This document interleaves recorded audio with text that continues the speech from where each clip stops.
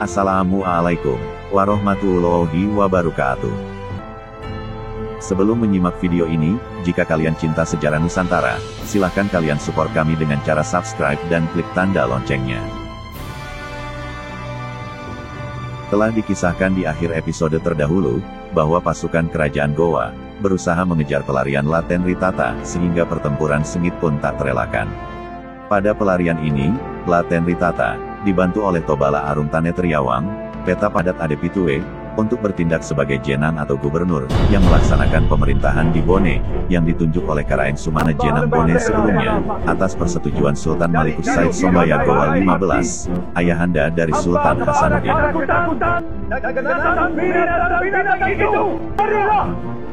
Bersama kita teman, petualang bangsa!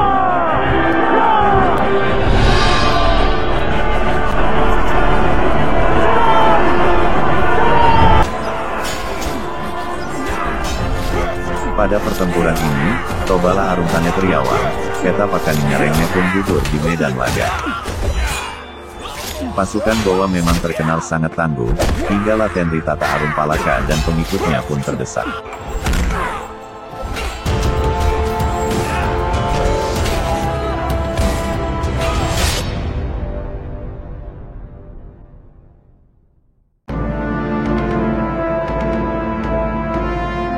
Latenritata Arum Palaka pun terluka, tetapi semangat perjuangannya tetap membara. Dan akhirnya, diambil keputusan untuk melarikan diri. Sampailah ia, Latenritata Arum Palaka dan pengikutnya, untuk bersembunyi di kerajaan Tanete. Perahu yang mereka tumpangi diikuti terus oleh pasukan Gowa. Dalam buku sejarah kerajaan Tanete yang dialihbahasakan oleh Basra Gising, dikisahkan, setibanya Arum Palaka di Tanete, ia menghadap kepada Raja Tanete, yang saat itu diperintah oleh Matinru Ribuliana. Arum Palaka kemudian menceritakan perbuatannya, sehingga Karaeng Gowa marah dan ingin membunuhnya. Setelah itu Raja Tanete kemudian menyuruh orangnya untuk membawa rombongan Arum Palaka, untuk bersembunyi di sebuah celah-celah batu karang. Setelah Arum Palaka dibawa bersembunyi, datang pula rombongan Karaeng Gowa ke Pancana Tanete. Karaeng Gowa kemudian bertanya kepada Raja Tanete perihal keberadaan Arum Palaka. Raja Tanete kemudian menjelaskan bahwa, Arum Palaka hanya singgah sebentar, kemudian langsung berangkat lagi karena sedang dalam keadaan tergesa-gesa. Pimpinan pasukan Karaeng Gowa, kemudian menceritakan perbuatan Arum Palaka kepada Raja Tanete. Karaeng Gowa dan pasukannya kemudian menginap di Lisu, sementara Arum Palaka terus dicari keberadaannya. Banyak pasukan Gowa yang dikerahkan untuk mencarinya, namun tidak kunjung ditemukan, karena Arum Palaka disembunyikan di Maruala. Kemudian salah seorang yang bergelar Pabicara Topasere, melaporkan kepada Raja Tanete bahwa, kemungkinan Arum Palaka bersembunyi di Maruala. Raja Tanete kemudian melaporkannya kepada Karaeng Gowa. Selanjutnya Karaeng Gowa memerintahkan untuk menjaga tempat itu, dan baru akhirnya Arum Palaka bisa keluar, dan melarikan diri dari pengepungan itu, tanpa disadari oleh pasukan yang mengepungnya. Arum Boto kemudian melapor kepada Karaeng Gowa, bahwa Arum Palaka telah meloloskan diri. Arum Boto juga siap menerima hukuman dari Karaeng Gowa karena ia merasa telah gagal mencegah Arum Palaka meloloskan diri, namun Karaeng Gowa mengampuninya. Sementara itu, Arum Palaka yang berhasil lolos dari pengepungan di Maruala, akhirnya tiba di Uwaempeleng. Di tempat ini paman Arum Palaka, Babae, mendesak kemanakannya untuk segera ke Umbungeng, sementara dia dan ke-6 orang lainnya akan memperlambat pengejaran pasukan Gowa. Ketujuh orang itu, termasuk ayah angkat Arum Palaka, Patarana, sepakat mengorbankan hidup, agar Arum Palaka itu punya waktu mencapai tempat yang aman di Umbungeng. Pengorbanan semacam itu merupakan bentuk tertinggi dari Pese terhadap seorang kawan atau kerabat. Dalam sebuah penghormatan perpisahan untuk menunjukkan kesetiaan mereka kepada Arum Palaka, salah seorang melakukan upacara arwah atau mangaru atau sumpah kesetiaan. Setelah berhasil lolos dari pengejarannya hingga ke Umbungeng, Arum Palaka melanjutkan perjalanannya, dan mendatangi Datu Sopeng Latenribali, untuk mengabari keputusannya meninggalkan Sulawesi. Latenribali kemudian memberikan bekal perjalanan berupa emas ke Buton. Arum Palaka kemudian berlindung di Kesultanan Buton, yang saat itu dipimpin oleh Lasombata atau Sultan Aidul Rahim. Di sini, oleh Sultan Buton inilah, Latenritata Arum Palaka mendapat wejangan, yang menerangkan bahwa, kekuatan yang mampu menandingi ketangguhan kerajaan Gowa hanyalah, kekuatan dari VOC Belanda di Batavia. Sehingga pada 1663, Arum Palaka dan para pengikutnya berlayar jauh ke Batavia, tepat di mana pusat kekuasaan VOC berada. Kedatangan Arum Palaka dan pasukannya, sangat menggetarkan penguasa Batavia saat itu. Gubernur Jenderal Johan Maetsuyker adalah penguasa Batavia di masa itu, mengetahui kedatangan Latenri Tata Arum Palaka yang ingin bersekutu dengan VOC Belanda, sang gubernur Batavia pun menerimanya dengan baik, hingga Arum Palaka dan pasukannya diberikan daerah di pinggiran Kali Angke, hingga serdadu Bugis ini disebut Tuangke atau orang Angke. Arum Palaka adalah potret keterasingan, dan menyimpan makna semangat yang menggebu-gebu untuk penaklukan. Ia terasing dari bangsanya, bangsa Bugis yang kebebasannya terpasung. Namun, ia bebas sebebas merpati yang melesat dan meninggalkan jejak di Batavia. Ia sang penakluk yang terasing dari bangsanya. VOC mengizinkan Arum Palaka dan orang-orangnya menetap di Batavia. Inilah asal-muasal kampung Bugis yang kini berada di wilayah Jakarta Utara. Namun mereka harus membantu VOC, sekaligus sebagai pembuktian diri bahwa mereka adalah orang-orang yang tangguh dan dapat diandalkan. Malang melintang di kota sebesar Batavia, keperkasaannya kian membuncah, tatkala ia membangun persekutuan yang menakutkan bersama dua tokoh terasing lainnya yaitu, pria Belanda bernama Cornelis Janszoon Spelman, dan seorang Ambon yang juga perkasa bernama Kapiten Jonker. Batavia di abad ke-17 adalah arena, di mana kekerasan seakan dilegalisir demi pencapaian tujuan. Di masa Gubernur Jenderal Johan Maetsuyker, kekerasan adalah udara yang menjadi napas bagi kelangsungan sistem kolonial. Kekerasan adalah satu-satunya mekanisme untuk menciptakan ketundukan pada bangsa yang harus dihardik dulu, agar taat dan siap menjadi sekrup kecil dari pasang naik kolonialisme Eropa. Kekerasan itu seakan meneguhkan, apa yang dikatakan filsuf Thomas Hobbes bahwa, manusia pada dasarnya jahat dan laksana serigala yang saling memangsa sesamanya.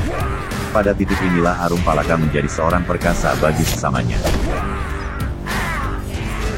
Untuk membuktikan kesungguhannya bersekutu dengan VOC, Gubernur Batavia pada masa itu, meminta Latenri Tata Arum Palaka untuk menumpas kelompok-kelompok pendekar yang menjadi pengacau keamanan VOC di Batavia, sehingga tersohorlah ia Arum Palaka sebagai pendekar tak terkalahkan di Batavia. Arum Palaka konon ditakuti di seantero Batavia. Lelaki gagah berambut panjang dan matanya menyala-nyala ini memiliki nama yang menggetarkan seluruh jagoan dan pendekar di Batavia. Keperkasaannya seakan dititahkan untuk selalu bersemayam bersamanya. Kehadiran Arum Palaka sangat menguntungkan VOC, seperti dicatat Anthony Reid dalam Charting the Shape of Early Modern Southeast Asia tahun 2000, yang menjadi salah satu kunci keberhasilan VOC, dalam menaklukkan berbagai wilayah di Nusantara. Tiga tokoh ini yaitu Spelman, Arum Palaka, dan Kapiten Jonker, mereka punya andil besar untuk mengantarkan VOC pada puncak kejayaannya pada masa Gubernur Jenderal Johan Maetsuyker. Tidak heran kalau ketiga tokoh ini, menjadi tulang punggung kekuatan VOC pada masa itu.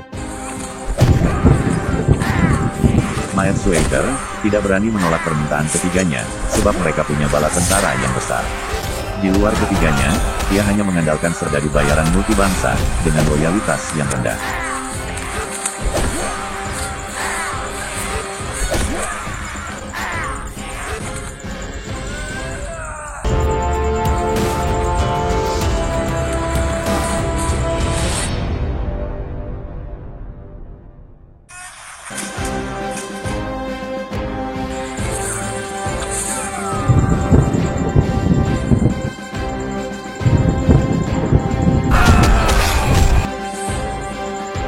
Sementara itu, Kapiten Jonker, diangkat sebagai pimpinan Ambon di Batavia, pada April tahun 1666, Gubernur Jenderal Johan Maetsuyker dalam rapat Dewan Hindia menyampaikan ketidaknyamanan dalam memasok bekal bagi pasukan yang menduduki pos di Sungai Bekasi, Marunda, dan Angke. Karena itulah, dirinya mengusulkan agar posisi itu diduduki oleh pasukan Ambon. Dewan Hindia lantas mengutus Lawrence Pitt, agar berbicara dengan Kapitan Jonker dan disambut baik. Kapitan Jonker lantas menempati kawasan Marunda.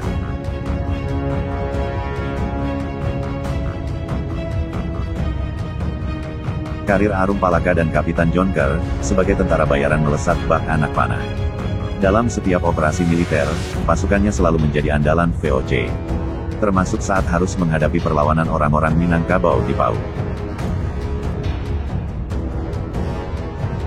Kisahnya berawal pada tahun 1662, ketika dibuat perjanjian Painan, antara VOC dengan pemimpin Minangkabau di Padang, yang bertujuan memonopoli perdagangan di pesisir Sumatera, termasuk monopoli emas Salido.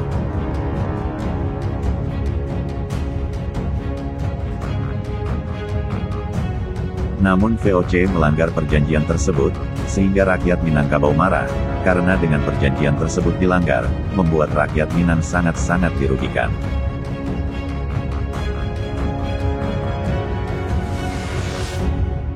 Dicatat pada April tahun 1666, prajurit PAU Minangkabau berhasil mempermalukan pasukan kompeni.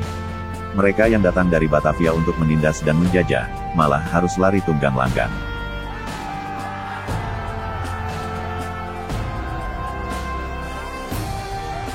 Dari 200 serdadu yang dikirim, hanya 70 serdadu yang kembali hidup-hidup. Pemimpin pasukan VOC yang bernama Jacob Bruce, termasuk salah satu korban yang tewas, selain 2 kapitan dan 5 letnan.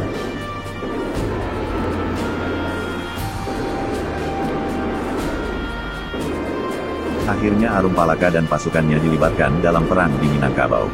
Selain pasukan Bugis Bone, terdapat juga pasukan Ambon yang dipimpin oleh Kapiten Yongker yang berada di pihak VOC.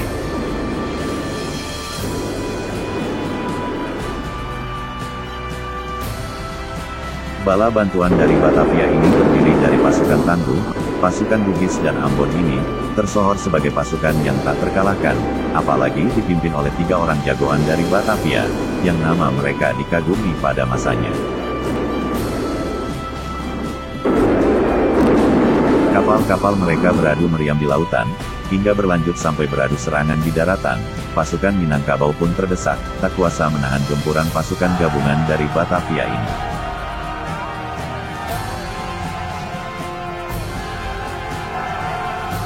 Dikisahkan, peperangan yang kedua, antara serdadu VOC dengan rakyat Minangkabau itu pun, berlangsung lebih seru.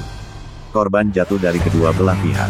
VOC kehilangan 10 orang serdadu, dan 20 lainnya luka-luka, termasuk Kapiten Yongker dan Arum Palaka.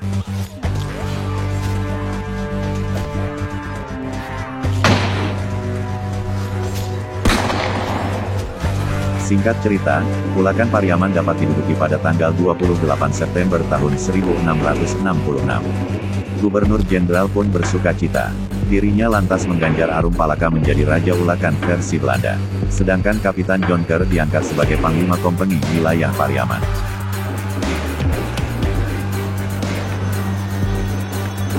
Kemenangan di pertempuran Minangkabau ini, tentunya telah memukulkan Arum Palaka, dan pasukan Bugisnya, sebagai bukti kepada VOC Belanda, bahwa mereka adalah orang-orang tangguh dari Bone Bugis yang tak terbantahkan.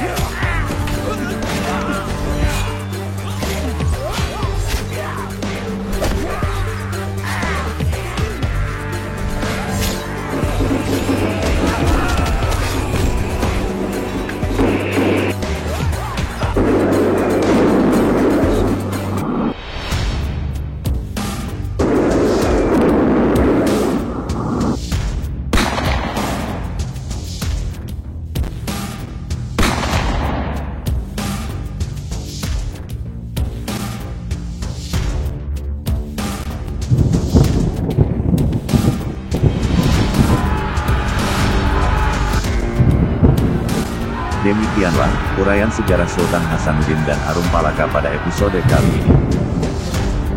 Semoga Semoga informasi sejarah ini dapat bermanfaat untuk kita semua. Jika kalian suka dengan video ini, silahkan berikan jempolnya ke atas. Dan jika dianggap video ini bermanfaat, maka bagikanlah untuk teman-teman yang lain. Terima kasih sudah menonton.